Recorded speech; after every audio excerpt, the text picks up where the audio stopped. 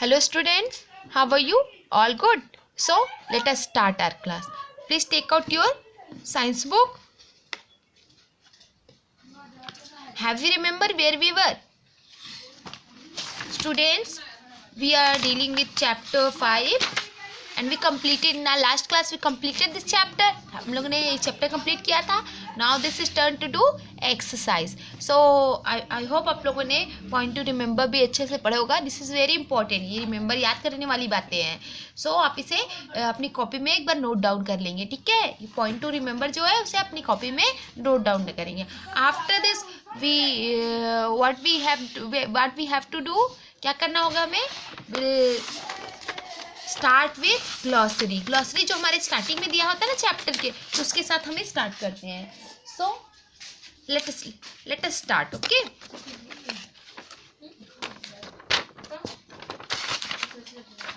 So you can C a glossary. Glossary में words दिए हैं 1 2 3 4 5 6 7 8 9 वर्ड्स दिए हैं. So I wrote my copies. I am going to explain you और आपको भी वैसे ही लिखना है. ओके,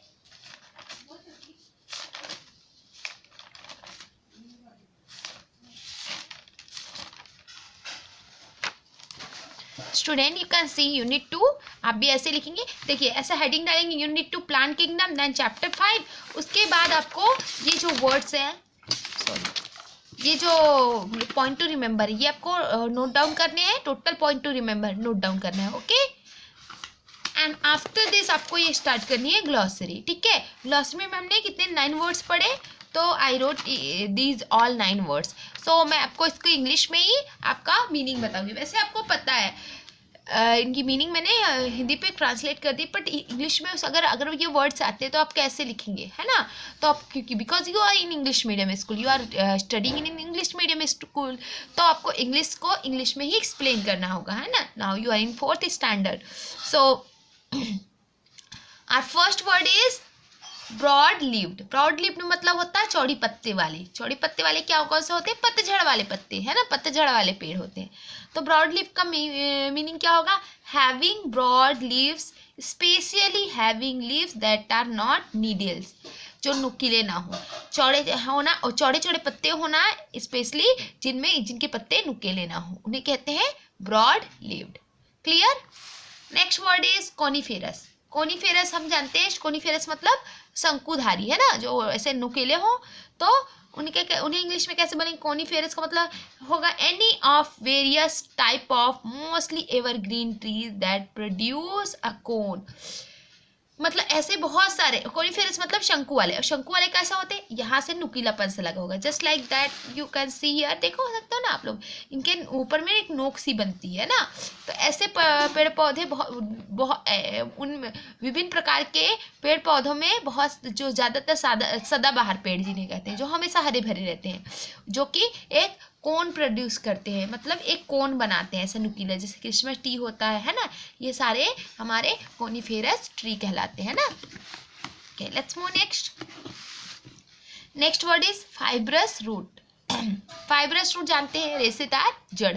जो ऐसी जड़ें जो एक साथ एक ही पॉइंट से ढेर सारी निकले. Just like I wrote here fibrous root. Actually ये मैंने फाइब्रस का खाली मीनिंग लिख दिया था, सो मैंने उसे कट किया. यहाँ पर से आप लिख लेंगे any of the roots in this system that made up of many threads like member of more or less equal length, है ना. तो रूट का एक प्रकार है जो सिस्टम में इस टाइप से बना होता है, जैसे बहुत सारे धागे एक साथ निकले हों, है ना. और किसी में कम होते हैं या किसी में ज़्यादा होते हैं, या फिर कोई मतलब कोई लेंथ में कम, कोई लेंथ में ज़्यादा, या कोई और ज़्यादातर एक समान लेंथ वाले वो थ्रेड, धागे के समान रचना. जड़ों का एक प्रकार है जो धागे के समान एक जगह से निकलता है. कुछ इसमें लंबे होते हैं, कुछ छोटे होते हैं और कुछ बराबर लेंथ के होते हैं, पर निकलते एक ही पॉइंट से ज़्यादातर. ठीक है, तो ये रूट का टाइप है. Number 4 that is tap root. Tap root जानते हैं, एक ऐसे सीधी मेन रूट जाए, उस पर भी कई सौ लेटरल रूट्स निकले, उसे कहते हैं टैप रूट, है ना.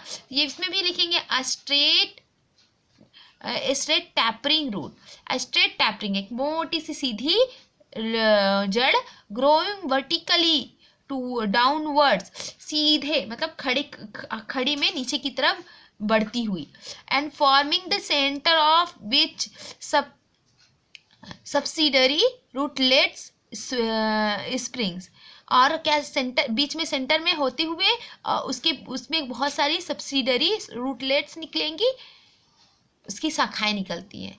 तो आप लोग तो जानते हैं टैप रूट क्या है। देखिए मैं फाइब्रस रूट और टैप रूट भी एक बार आपको दिखा देती हूँ, वैसे तो आपको पता है, आपने बुक में डायग्राम में बनाया लाइक दिस। ये देखिए टैप रूट है ना, टैप रूट में क्या है, क्या बोला अभी हमने, a straight tapering root growing vertically to downwards, straight tapering root है ना, टैपरिंग रूट ये स्ट्रेट है जो कि ग्रो करती है वर्टिकली, नीचे खड़े में ग्रो करती है और अंदर की नीचे की तरफ जाती है ना, and forming the centre from which subsidiary rootlet spring, और बीच का सेंटर बनाती हैं जिसमें से सब्सिडरी रूटलेट्स निकलती हैं, है ना, तो इसे कहते हैं टैप रूट। लाइक दैट अभी हमने फाइब्रस रूट पढ़ा तो क्या पढ़ा था, any of the roots in a system that made up of many threads like members of more or less equal length, इनमें से मतलब रूट सिस्टम का एक जड़ों का प्रकार है जो कि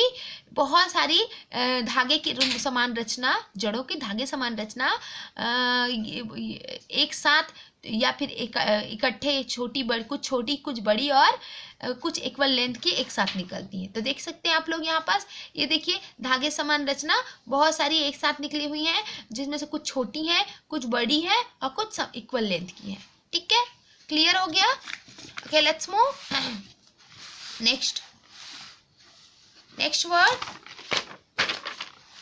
word is observe. Observe मतलब होता है एक तो देख रेख करना, but in the science observe मतलब होता है, ऑब्जर्व मतलब एक तो एक जांच पड़ताल करना, मतलब किसी चीज को पर ध्यान रखना, उसको ऑब्जर्व करना कहते हैं। बट यहाँ पर ऑब्जर्व मतलब सोखना होता है ना, जड़ जैसे रूट्स क्या होती है, वाटर और मिनरल्स को ऑब्जर्व करते हैं ना, तो उसे सोखना कहते हैं। तो यहाँ पर मीनिंग क्या होगा, ऑब्जर्व मीन्स टेक इन और सोक अप, खींचना या फिर सोखना। ऑब्जर्व मीनिंग क्या होगा, टेक इन और सोक अप, खींचना या सोखना।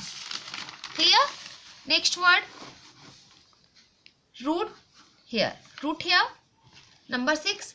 Root hair means, root hair मतलब जो जितनी भी रूट्स हैं उनमें एक तरह की एक रचना, एक तरह की थ्रेड जैसी रचना निकलती है, उसे रूटलेट्स कहते हैं। तो रूट हेयर, रूट हेयर मतलब एक पतली पतली धागे जैसे हर रूट में।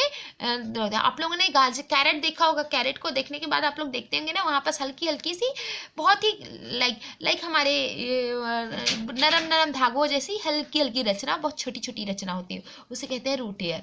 Because carrot is a root vegetable ना, कैरेट भी तो एक रूट वेजिटेबल है। वैसे आप उसमें भी देख सकते हैं, रेडिश में भी देख सकते हैं, बीट रूट में भी देख सकते हैं, सब में रूट हेयर पाई जाती है क्योंकि वो रूट है। Each of the large number of elongated microscopic outgrowths from the outer layer of cells in a root, मतलब जो रूट की आउटर लेयर होती है उसमें से बहुत सारे संख्या में छोटी छोटी रेशेदार, जिनको माइक्रोस्कोप से देखा जा सकता है, जो बाहर निकलती है एक रचना धागे जैसी, उसे कहते हैं root hair. Clear. Okay, next is shoot. Shoot को हमने क्या बताया था, नई शाखा या फिर नया पौधा जो बीज से निकले, है ना, दोनों चीज होता है शूट। शूट मतलब एक नया नया जो शाखाएं, मान लो एक बहुत बड़ा ट्री है, उसमें से कोई नई शाखा निकले, उसे भी हम शूट कहते हैं। या फिर बीज जो होता है ना, सीड में से एक नया पौधा जो ऊपर की तरफ बढ़ता है, उसे भी शूट कहते हैं। सो हम यहाँ पर लिख सकते हैं अ यंग ब्रांच और शकर springing from the main stalk of a tree or other plant, मतलब एक नई ब्रांच, नई शाखा या फिर नया पौधा जो कि मेन स्टॉक मतलब जो मेन तना हो या किसी दूसरे प्लांट के उसमें से निकला हुआ नई ब्रांच या नई पौधे को शूट कहते हैं। Clear. Next word is conduct. Conduct मतलब होता है किसी चीज को कैरी करना, है ना, या फिर अपने पास रखना, कंडक्ट करना, उसे प्रोसेस में रखना। तो कंडक्ट मतलब होता है ऑर्गेनाइज या carry out. Clear? I hope ये आप लोगों को बहुत अच्छे से समझ आ गया होगा और आप इसे अपने कॉपी पे नोट डाउन करेंगे। किसके बाद फर्स्ट ऑफ ऑल अपने चैप्टर का नाम, जैसे आपको बताया, पहले आप यूनिट का नेम लिखेंगे, चैप्टर का नेम लिखेंगे।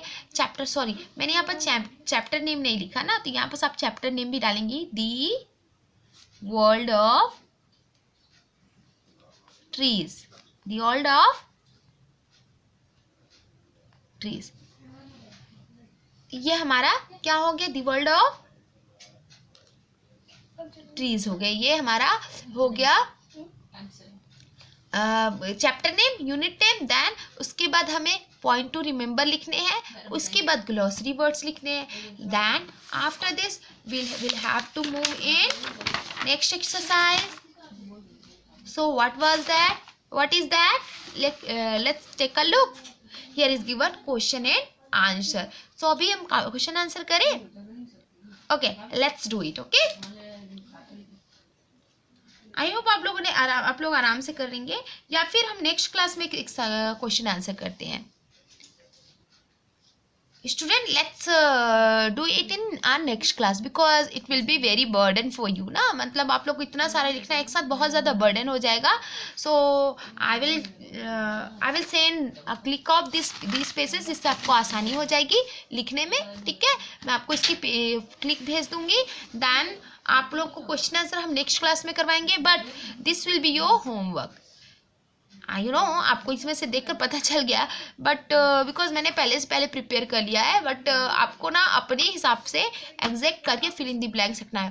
कल लास्ट में हम जो क्वेश्चन आंसर के बाद थोड़ी थोड़ी सी इसमें वर्क कर लेंगे। ठीक है, so question number 2 and question number 3 will be your exercise number 2 and question number 3 will be your homework. So student, this is sufficient for today. We'll meet in our next class, next video. So till then, stay safe, stay blessed and be careful. Have a nice day, beta.